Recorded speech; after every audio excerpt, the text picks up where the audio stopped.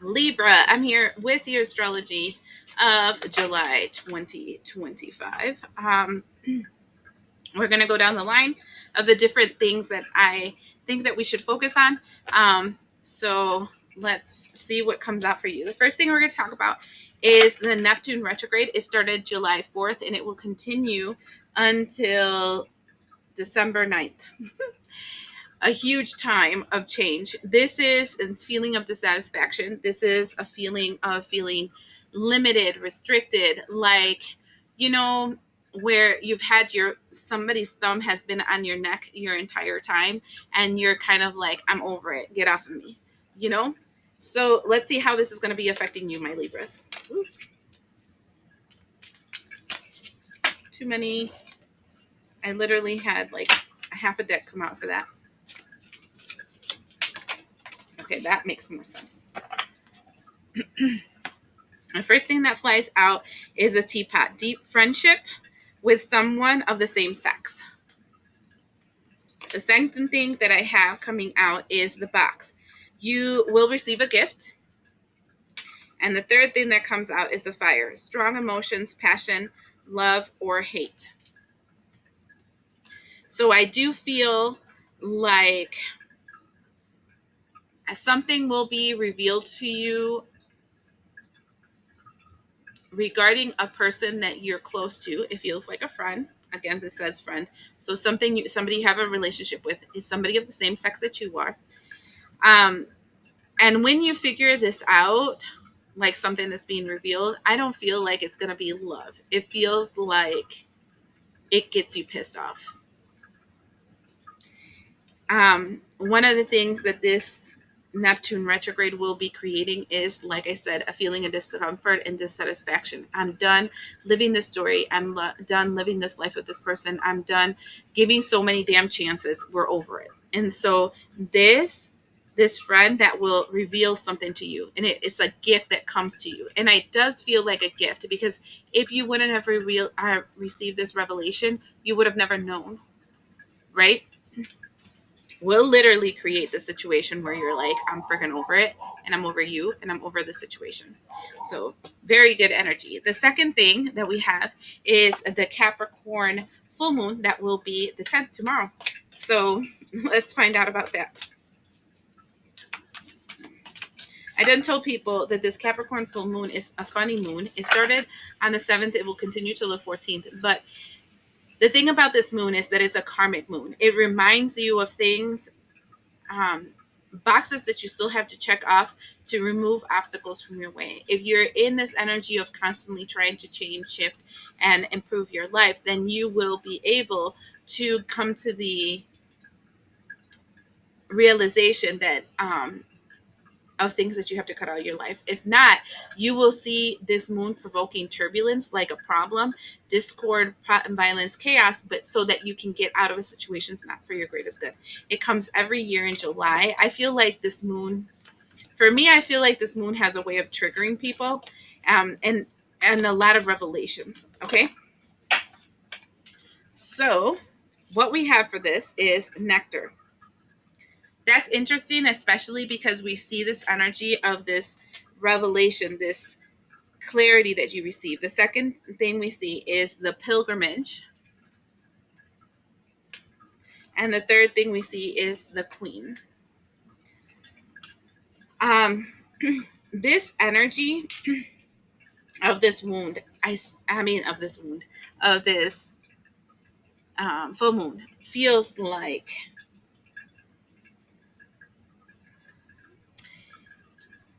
receiving something that hits really close to your soul, that it wakens inside of you a desire to do something that is going to take you a long time to finish, but that will awaken, it will create a kundalini arising inside of you. I'll give you an example for what I mean, so that you can create it a 3D when we're doing such a expansive explanation. This is not the only way it can project, but this is like an example so that you can see how this makes sense in your life. So you have to make it make sense in your life. So this is like all of a sudden having a deep revelation that you have always wanted to work with the computers, though your life has always been that of working retail, right? You realize that your soul is actually calling you to work more with computers. Then you decide to take the pilgrimage and do that hard road of taking the classes necessary to have a job working with computers. And though it's going to be a long road, in the process of going through the schooling and the expansion to get to where you want to be, something inside of you starts to change. You have a Kundalini awakening, and that is an awakening of your soul. You start changing the people you hang out with. You start changing the people, the way you walk, talk, the things that you do for fun, blah, blah, blah. You completely change because you're starting to become who you always were, but you never gave yourself an allowance to be. That's kind of like an example. So make it make sense in your life. This can be used in many different contexts, but it's something where you decide to do the hard work to get to something that you are projecting for your future that awakens more of your truth than you even realize. Okay? So that is what this full moon is going to be provoking in you.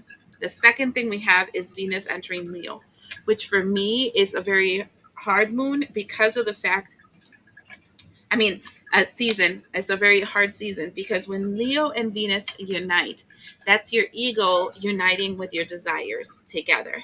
That can bring forth thriving, action, motivation, passion for life, but that can also bring forth an energy of negative habits, patterns, and limitations that you've done in the past that you're going to start repeating again.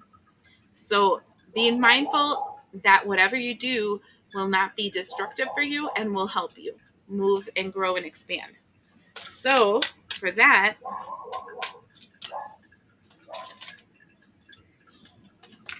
ooh, I was going to pull one and we got more than one. So that happened. And the first thing that comes out is the cat, and this says independence. You are being encouraged to develop a balance between independence and a time of togetherness. This also indicates that you would greatly benefit from a profound journey of self discovery. That was crazy because I stopped journey and then my phone um, verified it by saying woo and then of self discovery. And I just finished telling you that I see a pilgrimage happening in your life.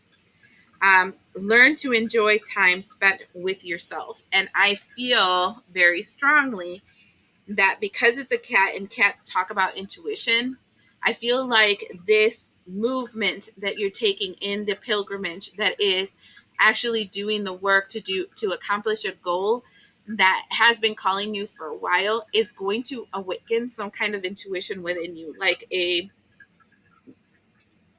it's not just going to affect your physical world is what I'm saying. It's going to affect your spiritual world, and that's what I'm talking about with the kundalini rising.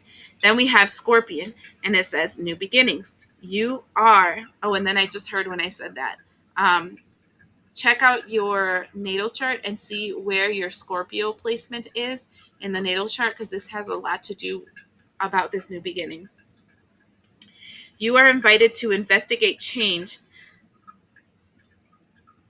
I'm just going to say because I'm telling you to investigate something. But you are also being warned that this transformation may be radical. Get rid of everything in your current life that can prevent you from improving. Based on this principle, destroy before rebuilding. You are promised a beneficial rebirth. And it does feel that in the process, and this is why it's a kundalini rising, and when people don't realize that the reason why it's a serpent is because the serpent sheds its skin, which is the year of the snake that we're in right now. And when the serpent sheds their skin, they no longer will be in that skin. You will lose friends, you will lose acquaintances, you will lose certain environments that you're attached to because they no longer align to you. And it will feel like a time of death, right? A time of loss instead of a time of growth. But the loss is necessary to be able to rebuild. The third thing that comes out is leadership, and that's a cougar, another cat. Okay. And this is interesting because the scorpion is facing the small cat, but will turn its back to the large cat. So I'm feeling like you're like a little fish in a small pond and you're being pushed to become larger by going into a bigger lake, right? Because the fish grows based on its environment. It won't grow bigger if it stays in a small pond. And with this, it says, you have come into this your own power. This is the time to take the lead of your situation and be strong. Using the power of intention, be clear with your purpose and define where you are headed. And this goes back to my beginning readings as the astrology. If you guys don't check those out, I mean, you guys should really be, that has more significance for your life than these tarot card readings, because this just tells you your sun sign, but the astrology tells you everything else, you know? And so, that being said, what I'm feeling is awakening inside of you is this call to be a leader of your life, taking control of your life and stop being the victim of everybody's idea of you and become the result of your idea for yourself. Okay. And that's the passion that's being ignited in you, this desire of, I no longer want to be what everybody said it was going to become. I'm going to be what I think I am because I know it's me, right?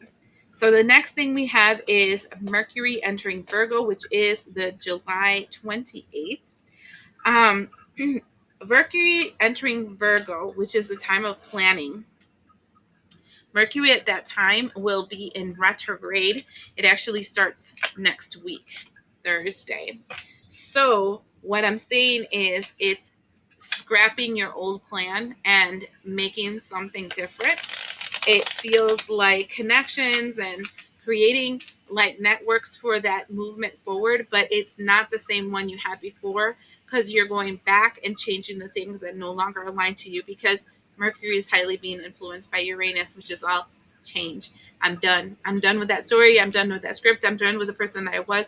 It's time for me to move forward. So let's see how this is going to be influencing you. Okay, we have the Page of Swords, and I'm going to be straight with you. That feels to me like going back to school. And that goes back to, then we have the Queen of Pentacles. You're being led to go back to school or to learn something new or to get a new degree or whatever by a female energy that is like a mother figure around you. Okay. It's a very sovereign energy. It's one that's very practical. It's very down to earth. So that is the energy, and it goes to the energy of judgment, which it feels like a wake up call. Um, it's the reason why you're being provoked for this is the energy of the Wheel of Fortune and the Six of Cups, because it's time for you to change your fate from the person that you were when you were younger to the person you were meant to be, right? I feel like certain things happened in your life that pushed you in a direction that it was not for your greatest good, that was not for your divine purpose, that limited you instead of helping you grow. And at this time, you're being told, that's not the way you're supposed to go. And so it's time for you to change your fate. It's time for you to change your fortune. And it's time for you to succeed and be the leader that you're supposed to be instead of being somebody else's bitch. Right? In the bottom of the deck, we have Aquarius with the star card, as above, so below. It's time for you to project into the world the person that you are really, not the person that the world told you you were. Okay? Your higher self, your higher knowing, your higher intuition is asking you to push that energy through you so that you can become who you were supposed to become. I mean, it's time to get to work, because the bottom of the deck also has the Eight of Coins that literally is telling you they need you to get to work. Overall, those are the 1, 2, 3, 4, 5 things that I wanted to look into.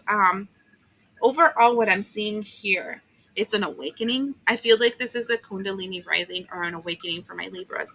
Are you becoming who you really are instead of the person that you were told you were supposed to be? There's also this energy of an awakening of your intuition, of knowledge that you didn't even know that you had. And it's because of the fact that your authentic self is actually projecting outward. Give yourself the allowance to be this person. There's going to be, I want to say, disillusionments and revelations that are coming through. It's going to get you angry, but I think it's the flame that you needed in your butt to be able to expand to the person you're supposed to become. So I hope this helps you, and we'll see you in the next episode.